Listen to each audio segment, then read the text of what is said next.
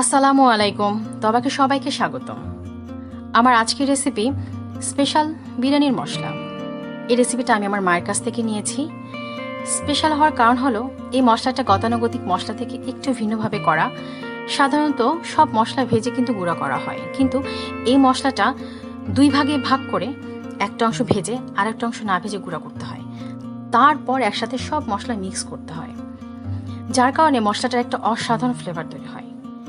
বিরিয়ানি ছাড়াও কাবাবের মধ্যে কিংবা কষা মাংসের মধ্যেও এই মশলাটা এত ভালো ফ্লেভার তৈরি করে যে রান্না না করলে বুঝতে পারবেন না।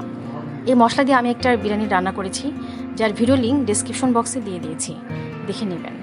তো দেখে নিন মশলাটা তৈরি করতে আমার কী কী লেগেছে এবং এর প্রস্তুত প্রণালী।